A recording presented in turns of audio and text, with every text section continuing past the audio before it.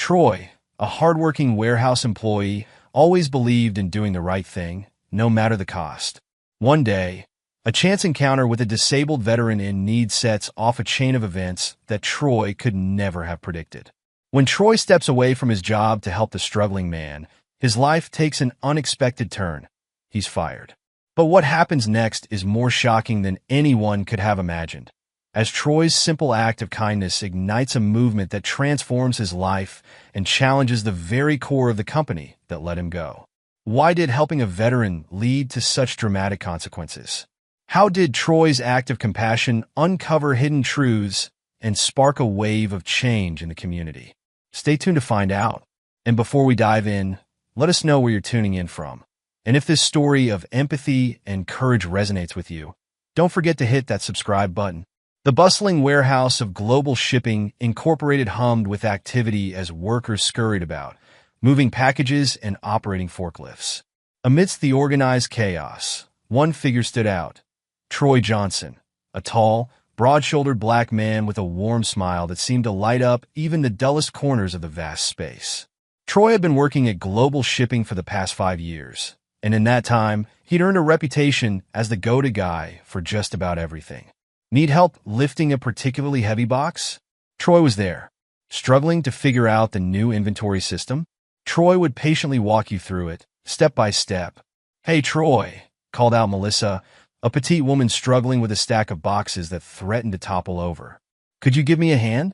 Without hesitation, Troy jogged over, his work boots thudding against the concrete floor. "I got you, Mel," he said, easily taking half the stack from her arms. "Where are these headed?" "Thanks, Troy," Melissa sighed with relief. "They go to Station 3. I swear, I don't know how you do it. You're always helping everyone out, and you never seem to break a sweat." Troy chuckled as they walked side by side. "It's no big deal. We're all in this together, right? Besides, my mama always said, a little kindness goes a long way." As they reached Station 3, Troy helped Melissa sort the packages. He glanced at his watch, still 10 minutes left on his break. "You good here, Mel? I'm gonna grab a quick coffee before the next shift starts." "I'm all set. Thanks to you," Melissa replied with a grateful smile. "You're a lifesaver, Troy. Don't let anyone tell you different." Troy made his way to the break room, exchanging friendly nods and waves with his coworkers. He just poured himself a cup of coffee when he heard a sharp voice behind him. "Johnson, there you are." Troy turned to see Mr. Carlson, the warehouse supervisor, standing in the doorway. Mr. Carlson was a thin, wiry man with a perpetual frown etched on his face. His steel-gray eyes seemed to constantly scan the warehouse floor, looking for any sign of inefficiency. "Good morning, Mr. Carlson," Troy said politely. "Is there something I can help you with?" Mr. Carlson's frown deepened. "I saw you helping Melissa earlier. That's the third time this week I've caught you assisting other workers during your designated tasks." Troy blinked, confused. "I'm sorry, sir, but I don't understand. I finished my assigned work for the morning, and Melissa needed help. I thought dash." "You're not paid to think, Johnson," Mr. Carlson cut him off. "You're paid to do your job. If you have extra time, you should be asking for more work, not gallivanting around helping others." Troy felt a flicker of frustration, but he kept his voice calm. "Mr. Carlson, with all due respect, I believe helping my co-workers is part of my job. It improves overall efficiency and morale." Mr. Carlson's eyes narrowed. "Efficiency is measured in numbers, Johnson. Quotas, shipments processed, not in how many times you play hero to your coworkers." He jabbed a finger at Troy's chest. "Remember, you're here to work, not to make friends. Keep that in mind, or you might find yourself looking for a new job." "Understood." Troy wanted to argue, to explain that there was more to work than just numbers, but he knew it would fall on deaf ears. "Yes, sir," he said instead, his jaw tight. Mr. Carlson nodded curtly and left, leaving Troy alone with his cooling coffee and a bitter taste in his mouth that had nothing to do with the drink. As Troy made his way back to his station, he couldn't help but feel a sense of disappointment. He'd always believed that work was about more than just meeting quotas. It was about being part of a team, supporting each other, and finding fulfillment in what you do. Mr. Carlson's words felt like a bucket of cold water on that belief. "Don't let him get to you, Troy," said a voice to his left. Troy turned to see Eddie, one of the older workers, giving him a sympathetic look. Carlson's been riding everyone hard lately. Word is upper management's breathing down his neck about productivity. Troy sighed. I get that we need to meet our targets, Eddie. But at what cost? We're not robots. A little humanity goes a long way in keeping people motivated. Eddie nodded. Preaching to the choir, my friend. Just watch your back, okay? Carlson's been looking for reasons to crack down, and I'd hate to see you in his crosshairs. Troy appreciated Eddie's concern, but he couldn't shake the feeling that something fundamental was wrong with this situation. He was about to respond when a commotion near the warehouse entrance caught his attention. A man in his late 30s was struggling to maneuver through the door, a stack of boxes balanced precariously in his arms. What caught Troy's eye was the man's right leg, or rather, the absence of it.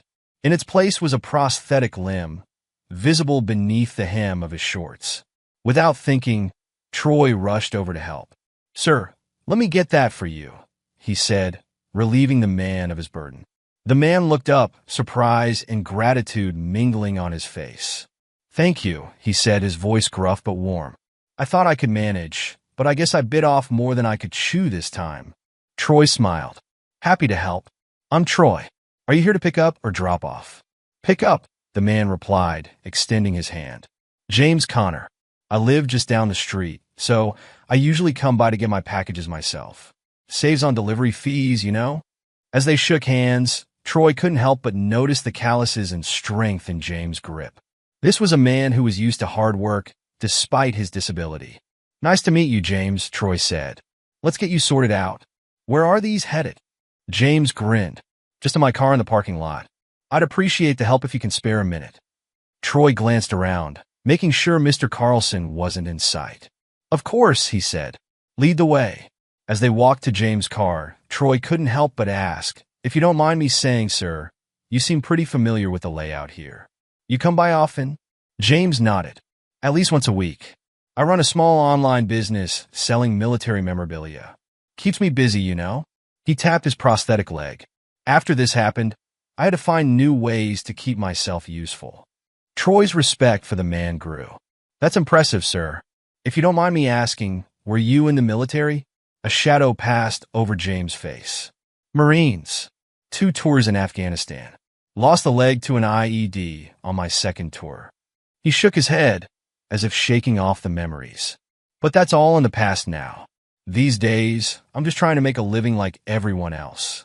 They reached James' car, an older model sedan that had seen better days.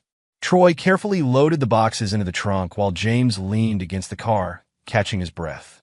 "You know," James said, watching Troy work, "most people see the leg and either avoid me or treat me like I'm made of glass. It's refreshing to meet someone who just treats me like a regular guy." Troy straightened up. "That's because you're a regular guy, James.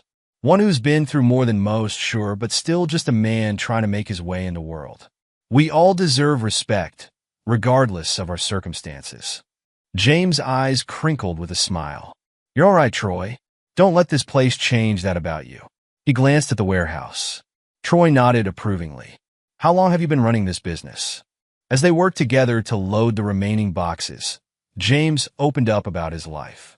"Started about 3 years ago, not long after I got back from my last tour. It was tough at first, you know, coming back home, missing a leg, feeling like I didn't fit in anywhere." Troy listened intently, sensing that James didn't often get the chance to share his story. "I can't even imagine what that must have been like," he said softly. James leaned against the car, his eyes distant. "It's a hell of a thing, Troy. 1 minute you're on patrol with your unit, guys you trust with your life. The next, you're waking up in a hospital bed, part of you gone forever." He shook his head. The physical pain was bad enough, but the mental toll, that was something else entirely. Troy paused in his work, giving James his full attention. "How did you cope with it all?" A small smile played on James' lips. "Honestly, it was rough for a while. Fell into some bad habits, pushed away the people who cared about me. But then I met this counselor at the VA. Sarah, her name was. She helped me see that my life wasn't over, just changed. Got me into therapy, both physical and mental. That must have taken a lot of strength," Troy said, admiration clear in his voice. James nodded. "It did. But you know what really turned things around? finding a purpose again. That's where the business came in. I've always been a bit of a history buff, especially when it comes to military stuff. Sarah suggested I turn that passion into something productive. As they finished loading the last of the boxes, Troy couldn't help but be impressed by James' resilience. And now look at you, running a successful business, staying active. You're an inspiration, James. James waved off the compliment, but Troy could see the appreciation in his eyes. I'm just trying to make the best of what I've got. But let me tell you, it's not always easy. Some days, the phantom pains are so bad, I can barely get out of bed. And don't even get me started on the nightmares. Troy's brow furrowed with concern. Is there anything that helps with that? Time helps, James replied. And staying busy. That's another reason why I like coming here to pick up my packages myself. Even on days when it's a struggle. Keeps me active, you know? Plus, I get to meet good people like you. Troy smiled, touched by James' words. He glanced at his watch and realized with a start that he'd been talking with James for nearly 20 minutes. But looking at James, seeing the gratitude and newfound ease in his posture, Troy couldn't bring himself to regret it. Listen, James, Troy said, I know it's not much, but if you ever need a hand with your deliveries or anything else, don't hesitate to ask. I'm usually around, and I'm happy to help.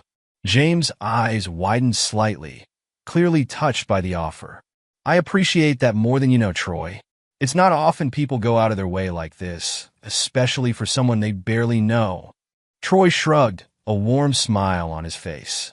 Like I said, that's what friends are for. And I'd like to think we're becoming friends. James extended his hand, and Troy clasped it firmly. I'd like that too, Troy. You're a good man. As they shook hands, Troy felt a sense of fulfillment that went beyond anything he'd experienced in his job. Here was a man who had sacrificed so much for his country, now fighting a different kind of battle every day. If Troy could make that battle a little easier, even in small ways, it felt like the least he could do.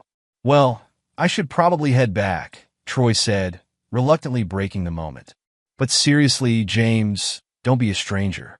If you need anything, just ask for me at the front desk. James nodded, a genuine smile lighting up his face. Will do, Troy. And thanks again. You've made today a whole lot brighter. As James got into his car, Troy couldn't help but feel a sense of satisfaction. Despite Mr. Carlson's warnings, he knew in his heart that he'd done the right thing.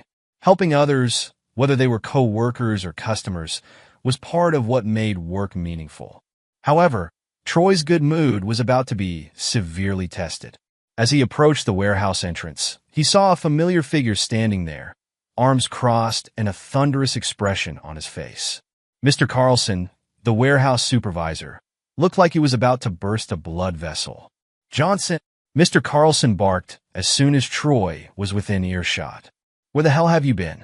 Your break ended 20 minutes ago. Troy took a deep breath, steeling himself for the confrontation. I'm sorry, Mr. Carlson. I was helping a customer with some heavy packages. He's a disabled veteran, and dash. I don't care if he's the Queen of England. Mr. Carlson cut him off, his face reddening. Your job is in here, not out there playing Good Samaritan. Do you have any idea how far behind we are now because of your little field trip? Troy felt a flicker of anger, but he fought to keep his voice calm and respectful. Sir, I understand your concern, but I believe helping our customers is part of our job. Mr. Connor needed assistance, and I was in a position to provide it. Mr. Carlson's eyes narrowed dangerously. Let me make something very clear to you, Johnson. Your job is to move packages inside this warehouse. Period. Customer service is not in your job description. We have people for that, and you're not one of them. But sir, Troy protested, surely we should all be concerned with customer satisfaction. Mr. Connor is a regular client, and dash. Enough!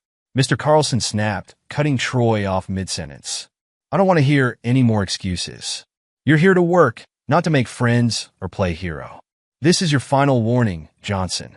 One more stunt like this, and you'll be looking for a new job. Is that clear? Troy wanted to argue further, to make Mr. Carlson understand the importance of what he'd done. But he could see it would be futile. The supervisor's mind was made up, his worldview too narrow to accommodate anything beyond his rigid interpretation of efficiency. Yes, sir, Troy said, his jaw clenched. It won't happen again. Mr. Carlson nodded curtly. See that it doesn't. Now, get back to work. You've got a lot of catching up to do. As Troy walked past Mr. Carlson into the warehouse, he could feel the supervisor's eyes boring into his back. The sense of fulfillment he'd felt just moments ago with James had been replaced by a heavy weight in his stomach. He knew he'd done the right thing, but in Mr. Carlson's eyes, that didn't matter. Inside, Troy's co-workers shot him sympathetic glances. Word of his confrontation with Mr. Carlson had clearly spread quickly. As he made his way to his station, Melissa sidled up to him. "You okay, Troy?" she asked, concern evident in her voice. We could hear Carlson yelling from inside. "What happened?" Troy sighed, running a hand over his face. "I was helping a disabled vet that comes here regularly, James. Lost track of time." Carlson wasn't too happy about it. Melissa shook her head. "That man has ice water in his veins, I swear. Don't let him get to you, Troy. We all know you were just doing what comes naturally to you, being a decent human being." Troy managed a small smile. "Thanks, Mel. I appreciate that. But be careful, okay?" Melissa replied. Troy nodded, the weight of the situation settling on his shoulders. "I hear you. I'll watch my step." As Melissa returned to her station, Troy tried to focus on his work, but his mind kept drifting back to James and their conversation.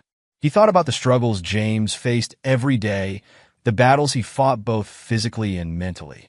And then he thought about Mr. Carlson, so fixated on quotas and efficiency that he couldn't see the human element of their work.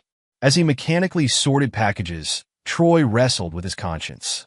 He thought about his family, about the bills that needed paying, and the stability his job provided. But he also thought about the look of gratitude on James' face, about the connection they'd forged over shared stories and mutual respect. As Troy clocked out for the day, he felt a mix of emotions, uncertainty about the future and frustration with Mr. Carlson's narrow-mindedness. As Troy left the warehouse that evening, the setting sun cast long shadows across the parking lot. He paused for a moment, looking back at the building where he'd spent so many hours of his life.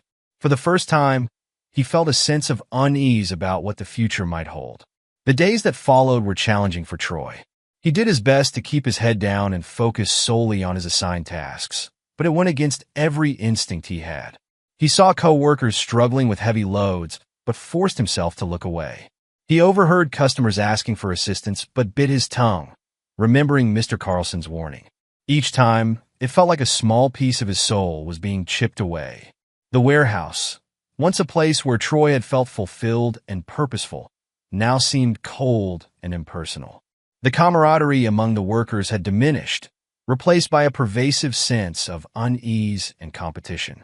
A week after his confrontation with Mr. Carlson, Troy was sorting packages near the warehouse entrance when a familiar figure caught his eye. James was outside, struggling with a large, unwieldy box. The veteran was using his crutch to try and balance the package while simultaneously attempting to open his car door. Troy froze, his heart racing. He knew he should ignore it, should focus on his work as Mr. Carlson had instructed. But watching James struggle, seeing the frustration and pain on his face, Troy couldn't stand by and do nothing. Taking a deep breath, Troy made his decision.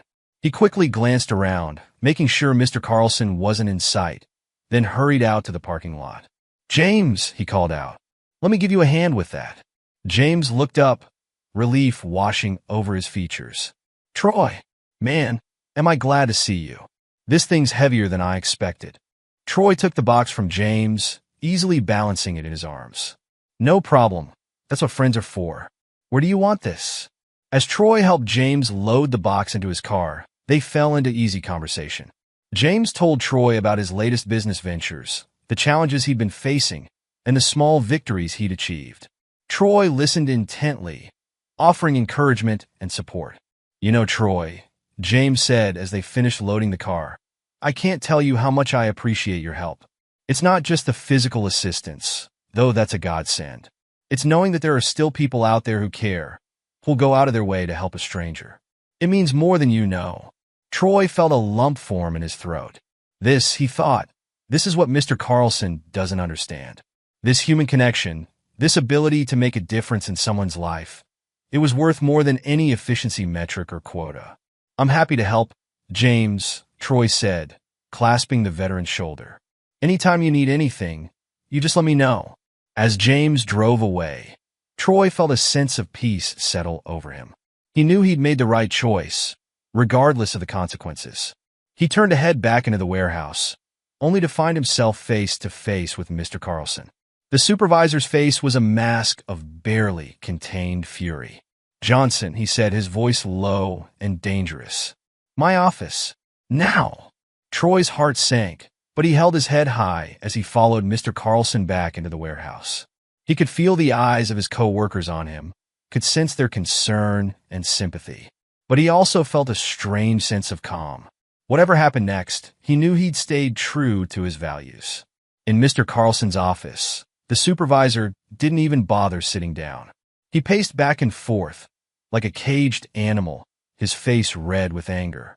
"What part of one more slip-up and you're out did you not understand, Johnson?"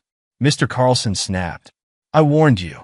I told you to focus on your job, to stop playing hero. And what do I find? You, once again, wasting company time helping someone who isn't even our customer." Troy stood his ground, meeting Mr. Carlson's gaze steadily. "Sir, with all due respect, James is our customer. He regularly picks up packages from our warehouse. And helping him isn't a waste of time. It's good customer service. It's being a decent human being." Mr. Carlson slammed his hand down on his desk, causing Troy to flinch. "I don't care if he's the Pope himself. Your job is in here, moving packages, meeting quotas. Not out there holding hands with every sob story that comes along." Troy felt a surge of anger at Mr. Carlson's callous words. "James is not a sob story, sir. He's a veteran who sacrificed for this country. He's a businessman trying to make a living despite significant challenges. And yes, sometimes he needs a little help. I don't see how providing that help conflicts with our company's mission or values." Mr. Carlson's eyes narrowed dangerously. "Our company's values? Let me tell you about our company's values, Johnson. Efficiency, productivity, meeting targets. Those are our values. Not coddling every customer who can't handle their own packages." Troy shook his head, disbelief and disappointment washing over him. "If that's truly what this company values, sir, then maybe I don't belong here." A cold smile spread across Mr. Carlson's face. "You're right about that, Johnson. You don't belong here. You're fired. Clear out your locker and be off the premises in the next 30 minutes. Despite having seen it coming, the words still hit Troy like a physical blow. He'd worked at Global Shipping for years, had poured his heart and soul into his job. And now, just like that, it was over. But as the initial shock wore off, Troy felt something else rising within him. A sense of relief, mixed with determination. He'd stood up for what he believed in, had refused to compromise his values. And while it had cost him his job, he knew he'd made the right choice. "Very well, Mr. Carlson," Troy said, his voice steady. "I'll clear out my things. But before I go, I want you to know something. One day, you're going to realize that there's more to running a successful business than just numbers and quotas. It's about people, the customers we serve, the employees who work here. And when that day comes, I hope you remember this moment." With that, Troy turned and walked out of the office, leaving a stunned Mr. Carlson behind. As he made his way to his locker, word of what had happened spread quickly through the warehouse. Co-workers approached him, offering words of support and sympathy. "This isn't right, Troy," Melissa said, tears in her eyes. "You're the best worker we have. How can Carlson not see that?" Troy managed a small smile. "It's okay, Mel. Sometimes standing up for what's right comes with a price. I don't regret helping James or any of the other times I've helped our customers or you guys." As Troy packed up his belongings, he felt a mix of emotions washing over him. There was sadness, of course. This job had been a big part of his life for years. But there was also a sense of pride, of knowing he'd stayed true to his principles even in the face of adversity. Walking out of the warehouse for the last time, Troy paused to look back at the building that had been his second home for so long. He thought about all the friendships he'd formed, all the customers he'd helped, all the small acts of kindness that had made his job meaningful. As he reached his car, Troy's phone buzzed with a text message. It was from James. "Hey, Troy. Just wanted to say thanks again for your help today. You're a real lifesaver. Let me know if there's ever anything I can do for you. Reading the message, Troy felt a wave of emotion wash over him. He may have lost his job, but he'd gained something far more valuable, the knowledge that he'd made a real difference in someone's life. Starting his car, Troy took a deep breath. He didn't know what the future held, but he was determined to face it with the same compassion and integrity that had guided him so far. As he pulled out of the parking lot, Troy felt a strange mix of uncertainty and hope. This wasn't the end, he realized. It was just the beginning of a new chapter. Over the next few days, Troy found himself grappling with a whirlwind of emotions. The initial shock of losing his job gave way to a complex mix of anger, fear, and uncertainty. He'd always prided himself on his work ethic and ability to provide for his family. Now, that stability had been yanked out from under him. Telling his family was one of the hardest things Troy had ever done. His wife, Sarah, listened with a mix of concern and support as he recounted what had happened. "Oh, Troy," she said, wrapping her arms around him. "I'm so sorry. But you know what? I'm proud of you. You stood up for what you believe in, for helping others. That's the man I married." Troy felt a lump form in his throat at her words. "Thanks, honey. But what are we going to do now? The bills won't stop coming just because I lost my job." Sarah squeezed his hand. "We'll figure it out together. We always do. You're a skilled worker, Troy. There are other jobs out there, and any company would be lucky to have someone with your work ethic and compassion." Troy Johnson sat at his kitchen table, surrounded by a sea of bills and overdue notices. The red ink on some of the envelopes seemed to mock him, a stark reminder of his current predicament. It had been 2 months since Mr. Carlson had fired him from Global Shipping, and despite his best efforts, Troy was still struggling to find steady employment. He ran a hand over his face, feeling the weight of responsibility pressing down on him. Sarah, his wife, had picked up extra shifts at the hospital where she worked as a nurse, but it wasn't enough to cover all their expenses. Their savings were dwindling rapidly, and Troy couldn't shake the feeling of guilt that gnawed at him. "It's not your fault, you know," Sarah's voice came from behind him. She placed a comforting hand on his shoulder. "You did the right thing, Troy. We'll get through this." Troy managed a weak smile, covering her hand with his own. "I know, honey. It's just, I never thought doing the right thing would put us in such a tough spot." Sarah pulled up a chair next to him, her eyes full of concern and love. "Have you heard back from any of the places you applied to?" Troy shook his head. "Nothing yet. I've been to 3 interviews this week, but they all say the same thing. They'll be in touch. I'm starting to think I should be looking for any job, not just warehouse work." "Maybe that's not such a bad idea," Sarah mused. "You've got so many skills, Troy. Maybe this is an opportunity to try something new." Troy nodded, considering her words. He'd been so focused on finding a job similar to what he'd had at Global Shipping that he hadn't really considered other options. "You might be right. I'll expand my search tomorrow." As they sat there discussing potential job prospects, their doorbell rang. Troy frowned, not expecting any visitors.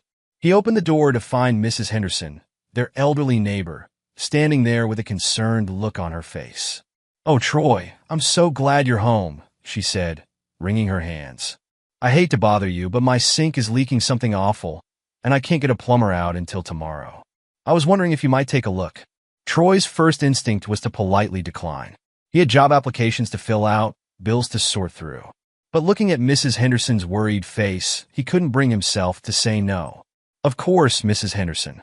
Let me grab my toolbox, and I'll be right over." As Troy followed Mrs. Henderson to her house, he felt a familiar sense of purpose wash over him. This was what he'd always loved about his job at Global Shipping, the ability to help others, to make a difference no matter how small. It took Troy about an hour to fix Mrs. Henderson's sink. As he worked, she chatted with him, telling him about her grandchildren and asking about his job search.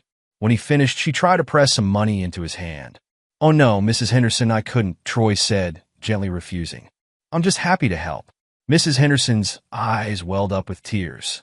"You're a good man, Troy Johnson. Don't let anyone tell you different. This world needs more people like you." As Troy walked back to his house, he felt a renewed sense of determination. Yes, times were tough, but he hadn't lost the most important thing, his ability to help others, to make a positive impact on his community. Over the next few weeks, as Troy continued his job search, he found himself helping out more and more around the neighborhood. He mowed lawns for those who couldn't manage it themselves, helped carry groceries for elderly neighbors, and even organized a small group to clean up the local park. Each act of kindness, no matter how small, helped keep Troy's spirits up. It reminded him of why he'd stood up to Mr. Carlson in the first place, because he believed in the importance of compassion and community. One afternoon, as Troy was helping the Wilsons, a young couple down the street, move some furniture, he spotted a familiar face walking up the sidewalk. It was James, the disabled veteran he'd helped at Global Shipping. "Troy," James called out, a mix of surprise and concern on his face. "I've been looking all over for you." Troy excused himself from the Wilsons and walked over to James, wiping his brow. "James, what brings you to this neck of the woods?" James' face was serious. "I went by Global Shipping to pick up a package last week. When I asked for you, they told me, 'Troy, why didn't you tell me you'd been fired?'" Troy felt a lump form in his throat. He hadn't wanted James to know, hadn't wanted him to feel responsible. "It's not a big deal, James. These things happen." But James wasn't buying it. "Not a big deal? Troy, you lost your job because you were helping me. This is absolutely my fault." Troy shook his head firmly. "No, James. It's not your fault at all. I made the choice to help you, knowing full well what Mr. Carlson's rules were. I'd do it again in a heartbeat." James looked at Troy for a long moment, his eyes filled with a mix of guilt and admiration. "You're something else, you know that? Most people wouldn't have risked their job to help a stranger." Troy shrugged, a little embarrassed by James' praise. "It's not about being special. It's about doing what's right." James nodded slowly, a determined look settling on his face. "Well, now it's my turn to do what's right. Come on, let's grab a coffee. I want to hear everything that's happened, and then we're going to figure out how to fix this." Over coffee at a nearby diner, Troy filled James in on everything that had happened since that day at Global Shipping. He told him about the struggle to find a new job, about the mounting bills, but also about the small acts of kindness he'd been doing around the neighborhood. James listened intently, his face a mix of emotions. When Troy finished, James leaned back in his seat, a thoughtful expression on his face. "You know, Troy, what happened to you, it's not right. You were punished for being a decent human being, for helping someone in need. That's not the kind of world I fought for." Troy nodded, appreciating James' understanding. "I know, but what can we do about it? What's done is done." A slow smile spread across James' face. "Maybe not. I've got some ideas, but I'm going to need a little help. Do you trust me?" Troy didn't hesitate. "Of course I do, James." "Good," James said, his eyes twinkling with determination, "because we're about to shake things up a bit." Over the next few days, James was a man on a mission. He reached out to his contacts in various veteran support groups, telling them Troy's story. He emphasized not just the injustice of Troy's firing, but the continued kindness and community spirit Troy had shown even in the face of adversity. The response was overwhelming. Veterans from all over the city were moved by Troy's story, seeing in him the kind of compassion and support they often struggled to find in civilian life. One evening, about a week after their coffee shop conversation, James called Troy, excitement evident in his voice. "Troy, you're not going to believe this. Remember that veteran support group I told you about? Well, they want to meet you. Can you come down to the community center tomorrow evening?" Troy agreed, curious about what James had planned. The next evening, he found himself walking into a room full of veterans, all eyes turning to him as he entered. James was there, a broad smile on his face as he introduced Troy to the group. "This is the man I've been telling you about," James said, his voice filled with pride. "Troy Johnson, the guy who risked his job to help a disabled vet he barely knew." Troy felt his face heat up, uncomfortable with the attention. "I didn't do anything special," he protested. "I just did what anyone would do." An older man, his chest adorned with military ribbons, stood up. "Son, what you did was far from ordinary. In a world where too many people look the other way, you chose to help. That's the kind of spirit we need more of." As Troy listened, various members of the group shared their own stories of struggling to reintegrate into civilian life, of feeling forgotten or overlooked. They spoke of how much it meant to them to hear about someone like Troy, someone who went out of his way to help a veteran in need. "We've been talking," James said, addressing Troy directly, "and we've decided we want to do something about what happened to you. We're going to bring awareness to your situation, to show people what real character looks like." Troy felt overwhelmed. "I appreciate that. I really do. But I don't want to cause any trouble. I'm sure Mr. Carlson and Global Shipping were just doing what they thought was best for the company." A murmur of disagreement ran through the room. Another veteran, a woman with short gray hair, spoke up. "That's exactly the problem, Troy. When companies prioritize profits over people, when they punish kindness and compassion, we all lose. Your story needs to be told." As the meeting continued, plans began to take shape. The veterans group decided to launch a social media campaign, sharing Troy's story and calling for companies to value employees who show compassion and go above and beyond for customers.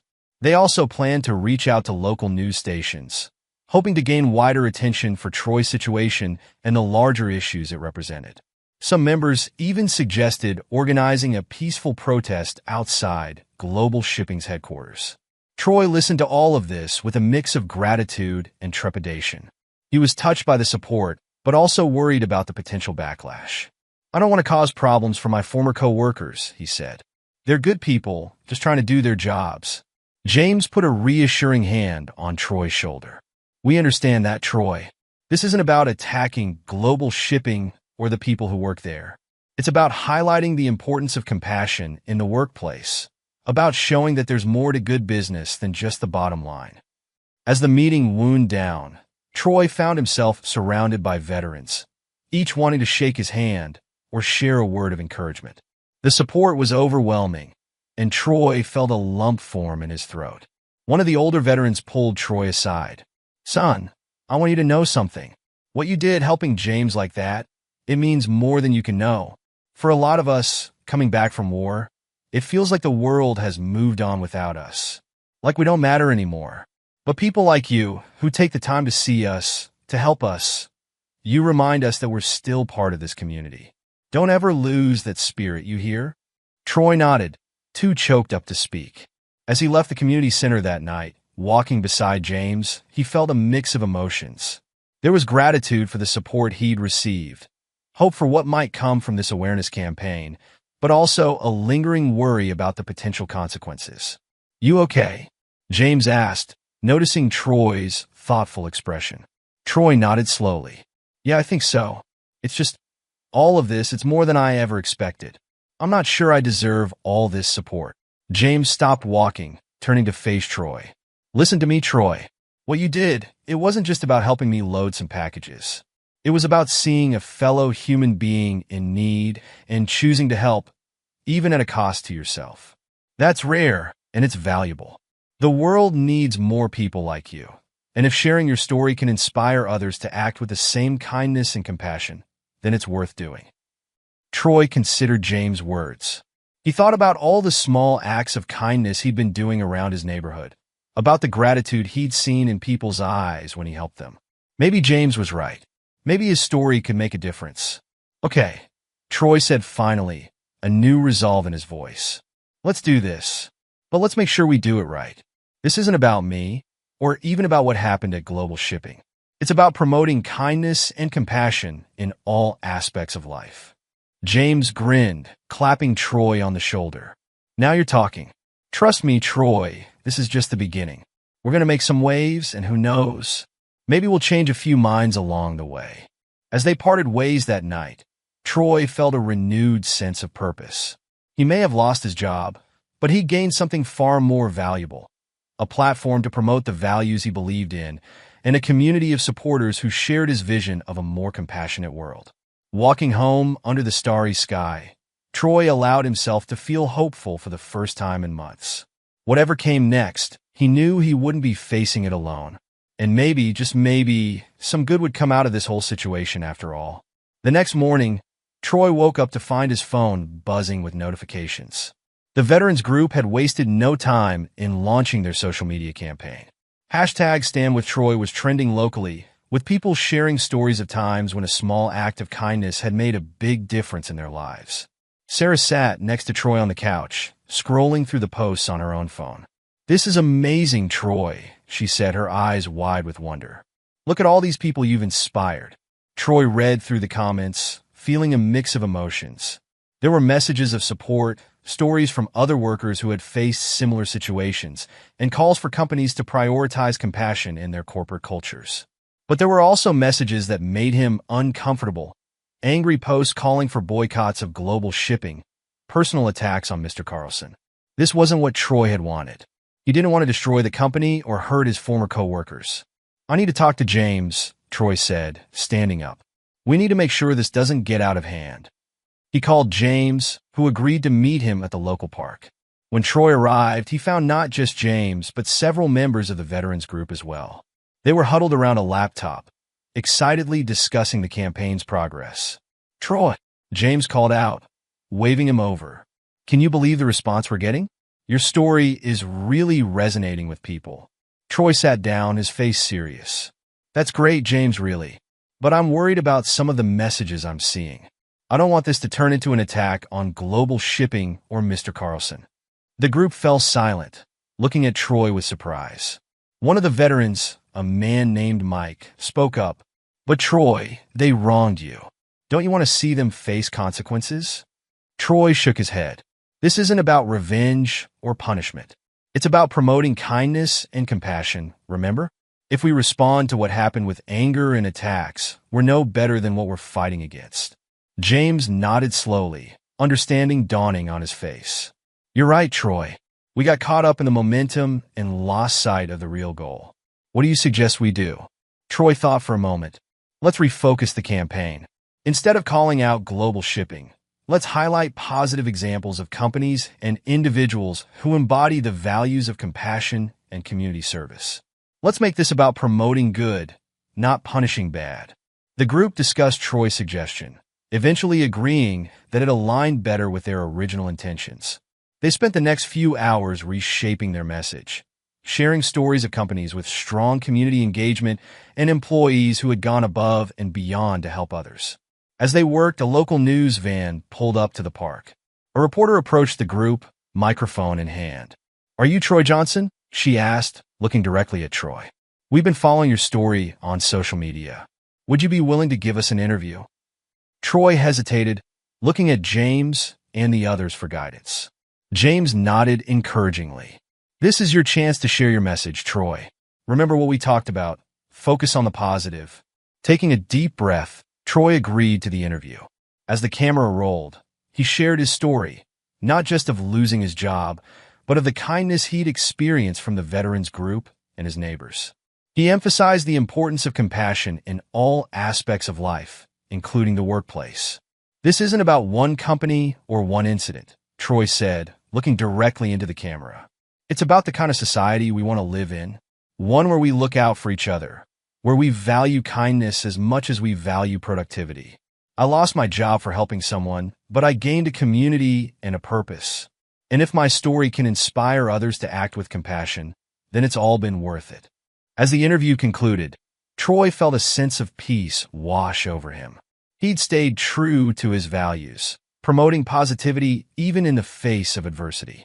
Whatever came next, he knew he'd done the right thing. Little did Troy know that his words were about to reach far beyond his local community, setting in motion a chain of events that would challenge not just global shipping, but the very nature of corporate culture in their city and beyond. The days following Troy's television interview were a whirlwind of activity. His story, once confined to local social media, had now spread across the nation. #StandWithTroy became more than just a trending hashtag. It evolved into a movement, sparking conversations about compassion in the workplace and the true meaning of corporate responsibility. Troy found himself at the center of a media storm. Requests for interviews poured in from national news networks, talk shows, and even a few documentary filmmakers. It was overwhelming, to say the least. "I don't know about this, Sarah," Troy said one evening, staring at the pile of business cards and interview requests on their kitchen table. "This is getting bigger than I ever imagined. What if I say the wrong thing? What if I make things worse?" Sarah wrapped her arms around him from behind, resting her chin on his shoulder. "Troy, honey, you've never said the wrong thing when it comes to kindness and compassion. That's who you are. Just keep being yourself, and you'll be fine." Troy nodded, drawing strength from his wife's unwavering support. You're right. I never wanted to be in the spotlight like this. I was just trying to do the right thing. And that's exactly why people are responding to your story, Sarah said, moving to sit across from him. In a world that often feels cold and uncaring, you showed that one person's kindness can make a real difference. That's powerful, Troy. As Troy pondered Sarah's words, his phone buzzed with a text from James. Troy, turn on Channel 7 now. You're not going to believe this. Curious, Troy flipped on the TV. To his shock, he saw Mr. Carlson, his former supervisor at Global Shipping, being interviewed outside the company's headquarters. Global Shipping has always valued efficiency and productivity, Mr. Carlson was saying, his face taut with discomfort. But recent events have forced us to reconsider our priorities. We are announcing a full review of our company policies, with a focus on promoting compassion and community engagement among our employees. Troy and Sarah exchanged stunned looks. This was unexpected, to say the least. The reporter pressed Mr. Carlson further. Does this mean you'll be reaching out to Troy Johnson, the employee who was fired for helping a disabled veteran? Mr. Carlson cleared his throat, visibly uncomfortable. We are considering all options at this time. No decisions have been made yet. As the interview ended, Troy's phone exploded with notifications. James was calling, along with several members of the veterans group. Even Melissa from his old job at Global Shipping was trying to reach him. What do you think this means? Sarah asked, her eyes wide with excitement. Troy shook his head, still processing what he'd just seen. I'm not sure. But whatever happens, we need to stay focused on the bigger picture. This isn't about me getting my job back. It's about changing the way companies think about their employees and their communities. Over the next few days, Troy found himself busier than ever. He agreed to a select few interviews, always steering the conversation away from his personal situation and towards the larger issues of compassion in the workplace and community engagement. During one particularly impactful interview on a national morning show, Troy emphasized his point. This isn't about one company or one incident. It's about creating a culture where kindness is valued as much as productivity, where helping others isn't seen as a distraction from work, but as an essential part of it. His words resonated with viewers across the country. Soon, stories began pouring in from employees at other companies, sharing their own experiences of being penalized for acts of kindness or going above and beyond for customers. The movement was growing, and Troy found himself, at its heart, a reluctant but passionate leader. He worked closely with James and the Veterans Group to organize community service events, bringing together employees from various local businesses to volunteer their time and skills. One Saturday morning, Troy stood in the community center, surrounded by a diverse group of volunteers. They were preparing care packages for local seniors and disabled residents, an idea that had grown out of Troy's experiences helping his neighbors during his unemployment. As Troy looked around the room, he saw faces both familiar and new. There was Melissa from Global Shipping, working alongside James and other veterans. Local business owners chatted with their employees as they packed boxes. Even a few local politicians had shown up, eager to be part of the positive change sweeping through the community. Troy, a voice called out. He turned to see Mrs. Henderson, his elderly neighbor, making her way towards him with a bright smile. I just had to come down and see this for myself. You've started quite the movement, young man. Troy felt his cheeks warm with embarrassment. I didn't start anything, Mrs. Henderson. I just did what anyone would do. Mrs. Henderson patted his arm affectionately. That's where you're wrong, dear.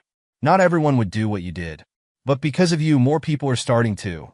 As Troy pondered her words, he noticed a commotion near the entrance.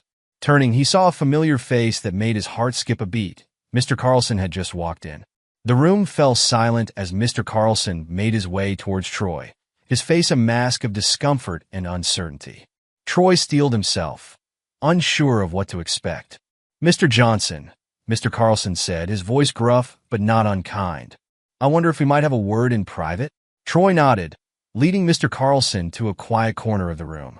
He could feel the eyes of everyone on them, the tension palpable in the air. Mr. Carlson cleared his throat, clearly struggling to find the right words. Mr. Johnson, Troy, I owe you an apology. Troy blinked in surprise. Of all the things he had expected Mr. Carlson to say, this wasn't one of them. Mr. Carlson continued, his words coming out in a rush. I was wrong. I was so focused on numbers and efficiency that I lost sight of what really matters. Your actions, your commitment to helping others, it's made me realize how short-sighted I've been. Troy listened in stunned silence as Mr. Carlson went on. The board of directors at Global Shipping has been in crisis mode ever since your story went viral. We've lost customers, our stock has taken a hit, and our employees' morale is at an all-time low. But more than that, we've lost our way as a company. Mr. Carlson took a deep breath before continuing. We want to make things right, Troy. Not just with you, but with all our employees in our community. We're implementing new policies to encourage community engagement and reward acts of kindness.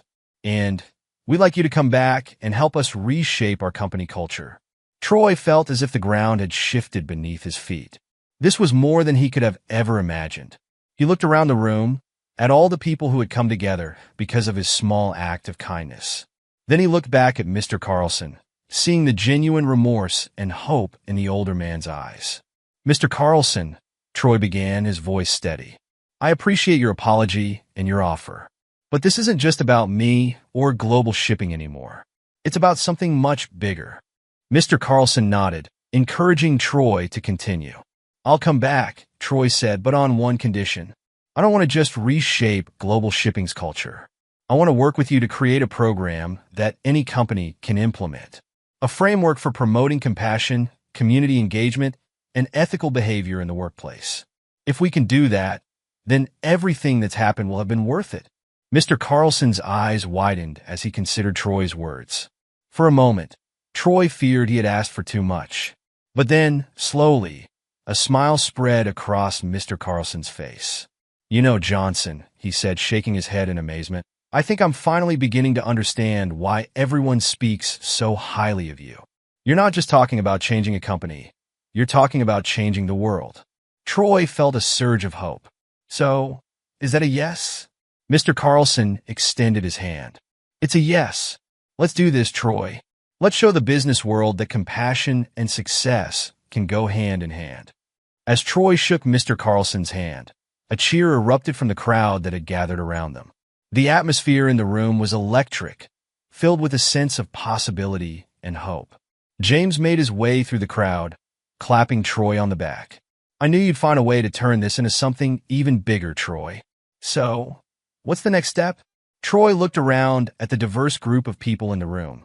His former coworkers, the veterans, local business owners, and community members. An idea began to form in his mind.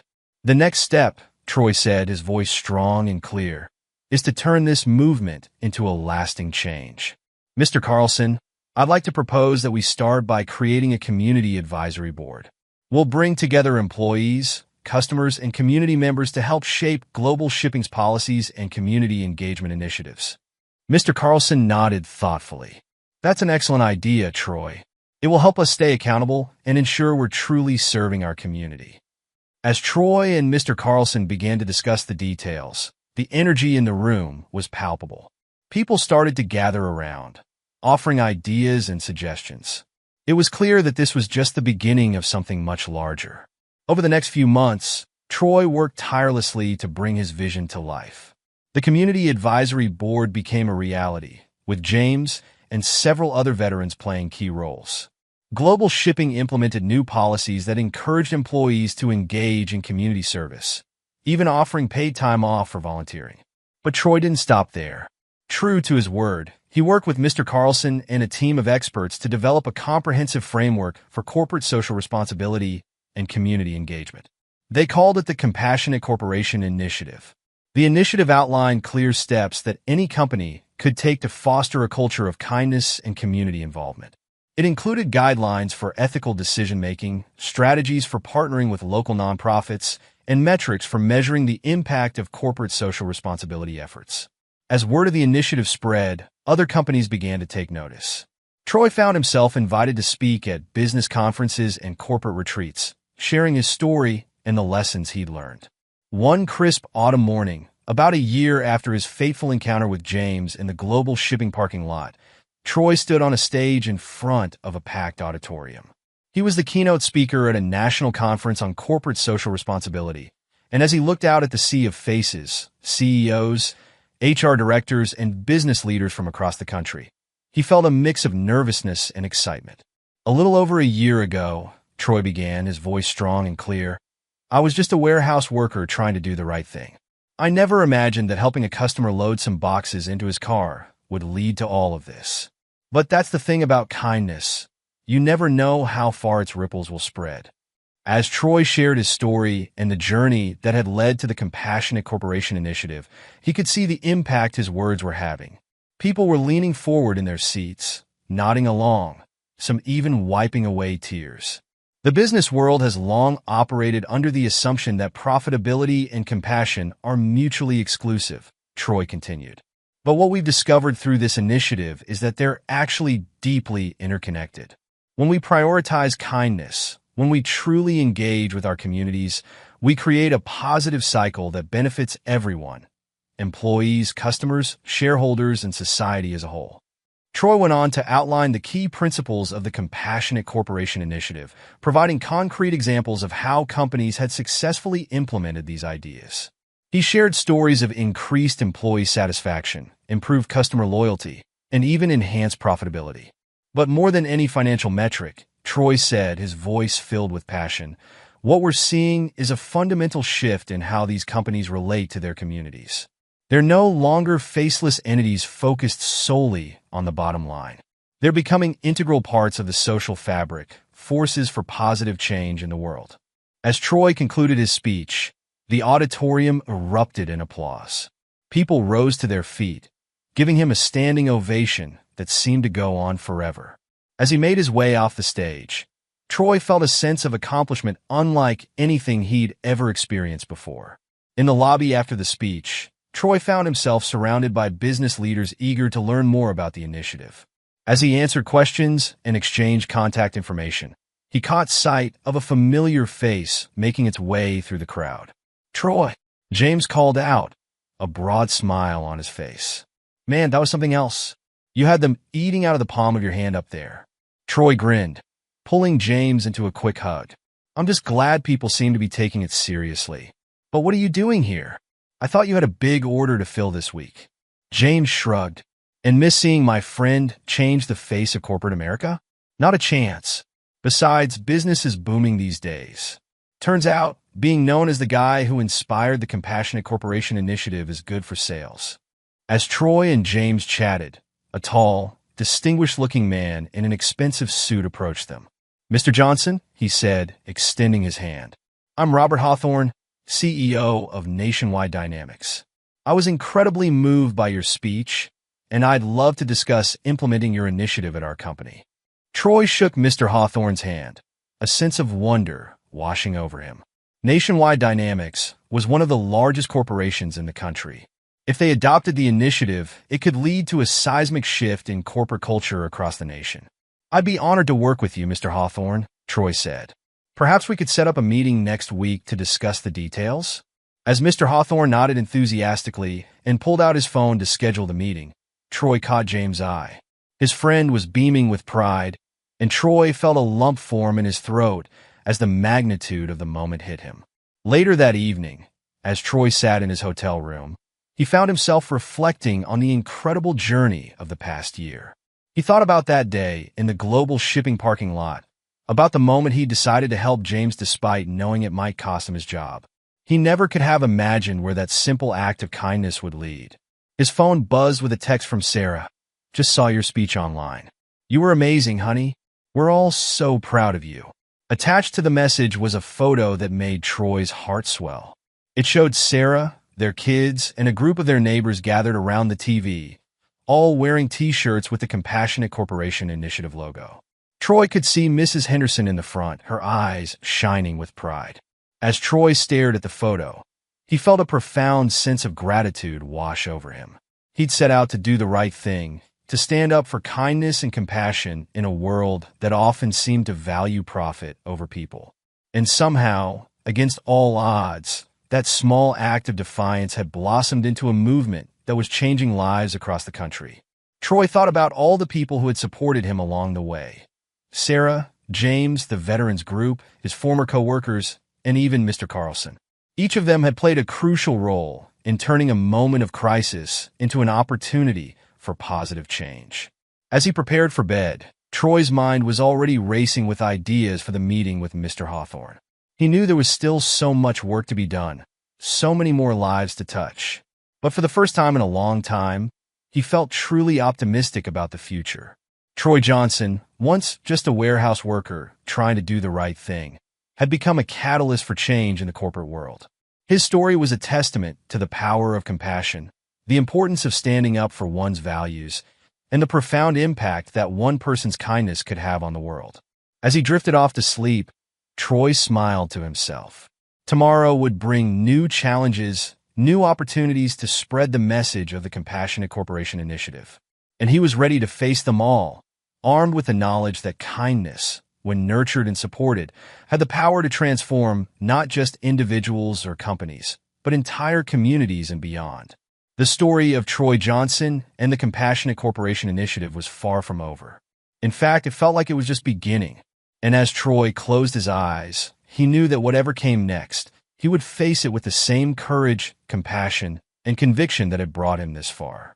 In the quiet of his hotel room, with the city lights twinkling outside his window, Troy whispered a quiet thank you to James, to Sarah, to everyone who had been part of this incredible journey. And he made a silent promise to himself and to all of them, to keep pushing forward, to keep spreading kindness, and to never lose sight of the power of a simple act of compassion.